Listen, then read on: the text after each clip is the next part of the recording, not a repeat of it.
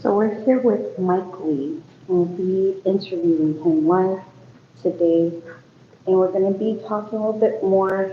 I know we did a short views and little videos, but this is going to be more in detail with Jesse. Okay, that's fine. That's fine. I'll try not to get emotional, Don't get emotional, I know. But that's the one that didn't go up. yeah, Jesse gets me. Jesse, Ed, and Jim, but especially Jesse, I get emotional about that man. But anyway, go ahead, Ed, wherever you want to start. We're starting now. We're Okay. actually live. Oh, great. So where do you want to begin? Where I started with Jesse, or Yeah, we can start with how you met with Jesse and okay, the process. okay. So I was been involved in martial arts for a number of years. I was the Reader's Digest version practicing Kyokushin, Karate, and Aikido at the time, and then I had an accident where I broke both heels, and I figured, well, I can't do a lot of the stuff I was doing before, and so while I was doing recuperation, I was was in a wheelchair for 6 months and on crutches for four. Jesse's first book was already out, Bruce Lee Between Wing Chun and Jeet Kune Do, and Jim DeMile's first book, The Tao of Wing Chun Do, was also out. So I had gone prior to my accident. I had gone to see a demo of Wing Chun Do and Eskrima from a guy who eventually became my instructor. And the first person to bring Bruce Lee's stuff to the Midwest, Herb April. Herb April had done some training at in California with Danny Inosanto and Richard Bustillo, and he brought the Filipino arts to the Midwest. Not the first to bring them to the Midwest, but the first to openly teach them. Nobody was teaching that stuff openly at the time, and nobody definitely was doing Bruce's stuff. Not they could say it was Bruce's stuff, this and that, but it wasn't. It wasn't that stuff. And so Wing Chun Do is Jim DeMile's interpretation of what he learned from Bruce. And Jim DeMile was one of Bruce's original students from Seattle. Um, so during this recuperation period, I read those two books, and I got to know Bruce as a person, not just Bruce, this celebrity thing, and know the guys through Jesse's writing, those original guys from that Seattle group. And I started corresponding with Jesse. And then when I was able to get on my feet again, like I said, I was went by because Herb April worked at University of Illinois Circle campus at the time. I was working at the University of Illinois Medical Center, so it was right down the street. I went over to the Circle campus PE building where Herb was teaching a class, and asked him if you had any classes I could take. And so I started working out with him at his apartment on the north side with uh, four other people on weekend classes. And I still continue to correspond with Jesse. To give you an idea of where that timeline was, and Jimmy Carter was still president. Oh, Okay, wow. so that's when I started doing this stuff. And so I stayed with Herb April for about 4.5 years, worked my way up to his assistant instructor. During that time, we brought Jesse in. And like I said, I was already corresponding with Jesse. Herb was corresponding with Jesse. Uh, I still have those letters. We went to the seminar, and when we took a break on the Saturday session, uh, everybody's taking a lunch break, and we're sitting around talking.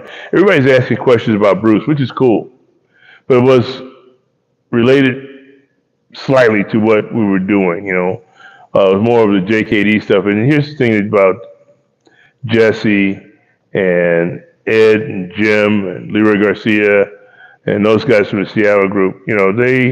They stayed true. Not to say other people didn't, but they stayed true to what Bruce taught them at that time.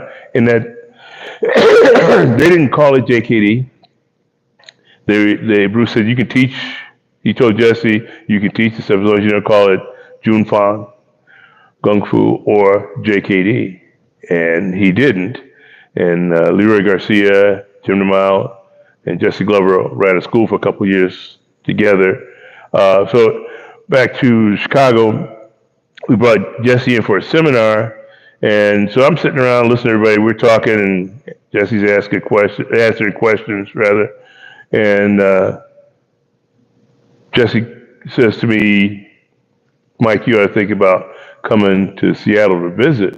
You seem like the type of person that would fit in there. It's kind of laid back town, and I think you'd like it." So I started getting the crap on a job, which is something that everybody goes through, right?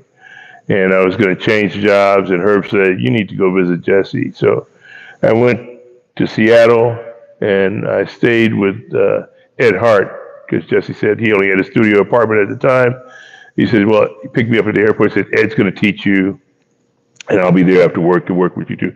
So I've been doing Wing Chun Do for about 4 years, and now I get a chance to meet Ed Hart, Bruce's second student, and train with him all day, and then train with Jesse when Jesse got off from work. And that was great. That was great. So I'll try to get through this quick, but this is the emotional part for me. But for one of the things, obviously when Jesse passed, he told me he was dying of cancer, but that was really bad. But he told me when he and Ed took me to the airport when I'm flying back to Chicago, and he says, "Okay, have a safe flight when you get back. Anybody ask you what you do, you teach non-classical gung fu. Anybody ask you represent me, and you represent Ed." Oh, that's And awesome. that's how that went. So I came back, and I was like underground, so to speak, in that I didn't teach in a dojo or anything. I just people that want to learn if they like Jesse taught me and like Ed taught me. If they were okay guys and they wanted to learn, and they weren't jerks or fast guns, they wanted to stick around and train for a while. I taught them. So I taught several people that way, and some got a lot of stuff, some got a little stuff, but they got what. I gave them what they needed, I guess, at the time. So hopefully, every one of them said that they appreciated it and liked what we gave them. So, and then fast forward a little bit. So the so now I'm teaching here on Saturdays at Power Source Martial Arts, uh, and because I don't want this stuff to die, the stuff that Jesse and Ed and Jim gave me, and now Leroy also, because if we don't keep this stuff up, keep going, it's going to get lost, and I don't want to see this die. And I've developed friendships around the world because of knowing Jesse and knowing and people who knew him and respected him and loved him. Um, so I appreciate that, and this is a big deal for me. Like I said, martial arts. It's my first wife, so she don't argue with me. She just lets me practice and have fun. Right. So, but that back a little bit. So I saw the first time I saw Wing Chun Do was before I met Herb. It was in 1973 Black Belt Yearbook article. Jim DeMille was teaching in Hawaii at the time, and it was they did an article on Jim and Wing Chun Do in the Black Belt Yearbook of that year, '73, and that made me think it was different than what people were doing because everybody was still doing or thinking in JKD, but this was something that was before JKD, and this was something that I could identify with quicker. Not that I can't identify with JKD. I just wanted to get to the core of where he was, right? And everybody sees Bruce Lee and the Green Hornet or the movies, and they want, oh, I want that. I want to be able to do those things and perform like that and walk around. It's a it's a male thing. It's a testosterone thing. Really, that's all that boils down to, a pissing contest. But after a while, it's bigger than that. This stuff is a lot bigger than that. I mean, after a while with Jim, Ed, Jesse, Leroy. I mean, I talk to Leroy every week or off every other week, and talking to these guys, it's like being there with them. These were guys just hanging out, having a good time, and they just all happen to practice martial arts too. They're all just good friends. But so back to Wing Chun Do, I saw what they were doing, and excuse me, Jim said stuff should be simple, efficient, and practical. I just switched it around: efficient, simple, and practical. ESP because it's easier to remember. That made sense. Not that other martial arts aren't. It's just that this made more sense at the time. Like I said, I'm recuperating. I had to learn how to walk again. All right, after being in a wheelchair for 6 months and on crutches for four. So I knew I couldn't do a lot of the moves and things that I was doing with karate before. So this was good for me because I've always looked at martial arts as first and foremost a means of self-defense, and then the other byproduct of getting in shape and the camaraderie with people that you train with, that you hang out with, they become family. But I started doing Wing Chun Do. I like that. So I teach what I got from these guys. I teach what I got from Ed at the time, and well, obviously what I got from Jesse. And there's not a class that goes by where I don't talk about these guys several times, or what they gave me and how this fits. I think all three of them, and Leroy included, so all four of them, they're looking at Bruce through their eyes. So my perspective on Bruce now is through the eyes of those four guys and myself, right? So you need to get as much of that as you can, all right? And, thank God Leroy's still here at 85. And I didn't get a chance to meet Taki, but like I said, I did get a chance to meet and train. And like I said, Jesse was like a father to me. It was the same way with me, and they were just great guys. And these guys, people think, okay, you hear stories about, well, Bruce couldn't fight, he never fought anybody, or that type of stuff. But these guys, like I said, the original guys, especially the four I mentioned, these guys were street fighters. Jesse was a judo champion. Ed was a professional boxer. He could knock you out with either hand. Oh, wow. He didn't give away. He said called it giveaway or telegraph. He didn't telegraph any punches. I've seen Ed hit you with the same force, whether he's starting his fist from the center of his chest or just fist over fist. It's the same force. He hit you, he'd hurt you with either hand. And he was a grappler, and the same with Jim. Jim DeMille would say, any street fight should not last longer than 3 seconds. It shouldn't last longer than 3 seconds because you're supposed to get in, do your damage, get out. Now, you don't stand around and pose for the paparazzi and stuff like that at the end. But anyway, it's for self-protection. You're not trying to be a smart ass or a tough guy or a fast gun. You're just trying to protect yourself, and you shouldn't go out looking for that type of crap. I never did. I never did. And I don't like people that do that type of stuff either. But yeah, so my interpretation of this stuff is what I got from these guys, and I'm still adding to that. I'm still learning from them, even though three of the four are not here. But I can look at images of them doing stuff in Jesse's books or in video or something, or so I say video, even though I've transferred a lot of stuff to DVD. I still, and stuff I see certain things that they do that, so it's a continual tweaking, fine tuning of what we do, and, but again, I just try and stick to the core stuff. Ed used to say the core stuff is straight punching, sticking, and closing. And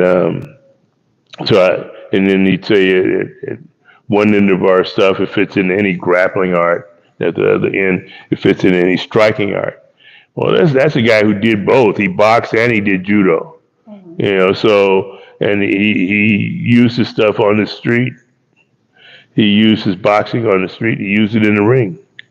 And all of these guys, to a man, said that they couldn't do a doggone thing with Bruce when they met him. Ed was over 6 feet tall.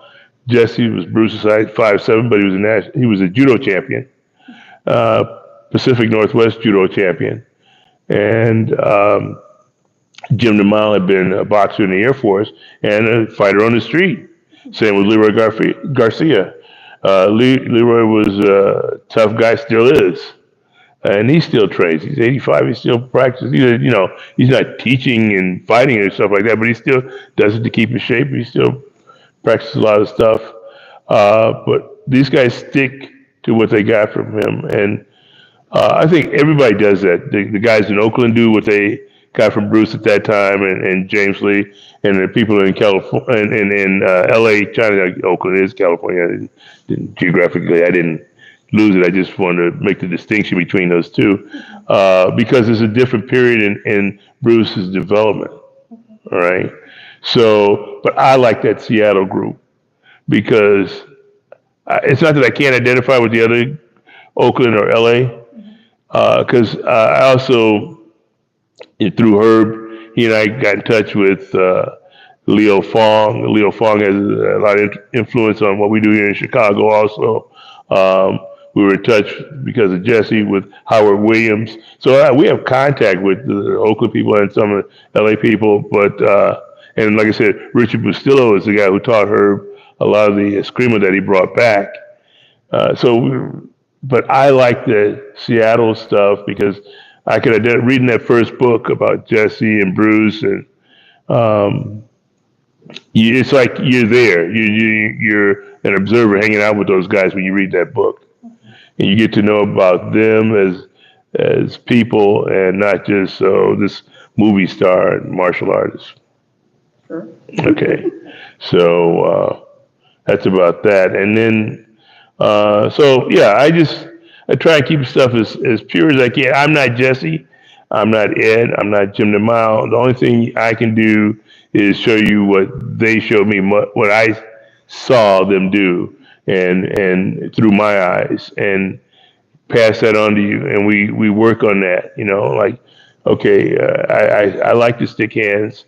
I like to stick hands because, again, this goes back to when I started learning. Jesse told Herb, he said, "Well, Mike can't move, because again, like I said, I'm just learning to walk again." He says we can't move as much, so you need to work with him so that if he gets in on a guy or a guy closes in, once he's in, he knows what to do, through sticking and stuff. So.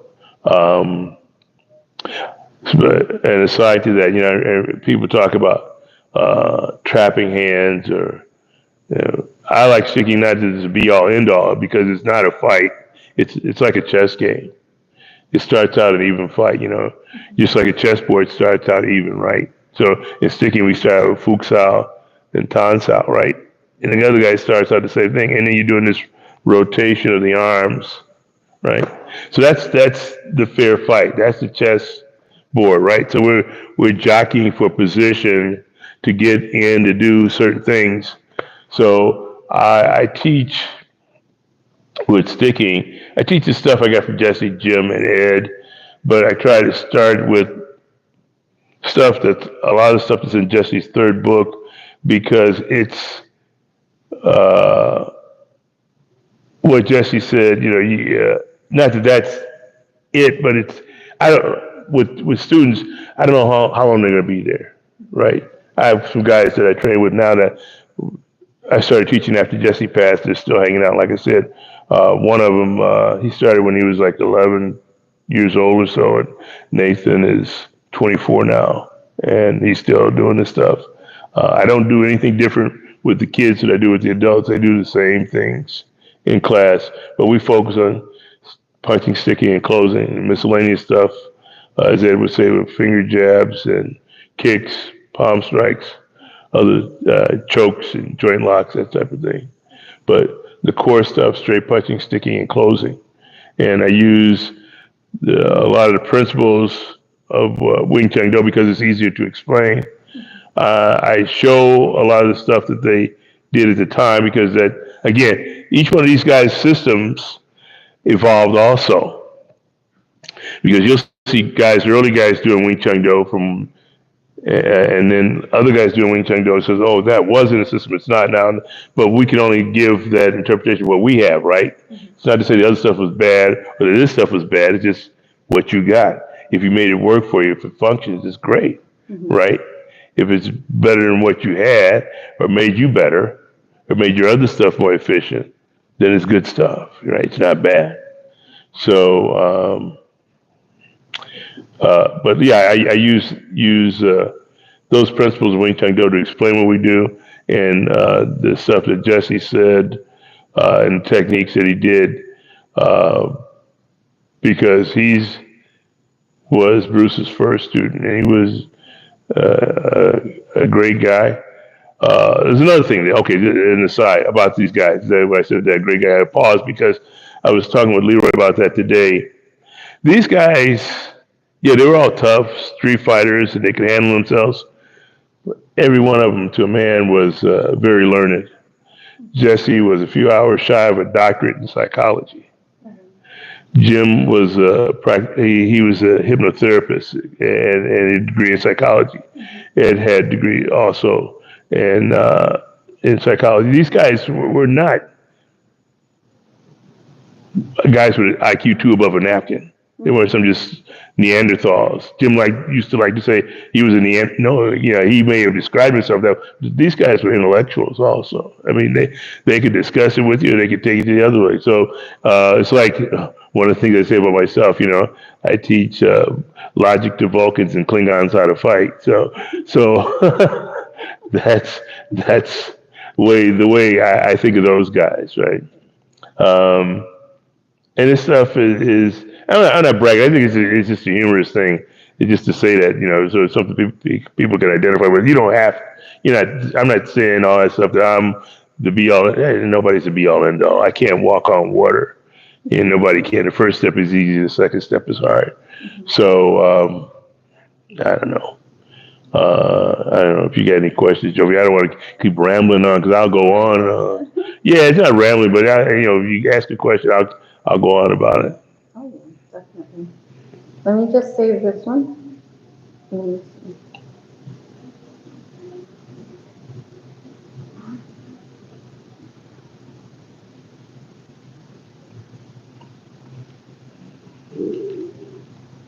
I want to check if the microphone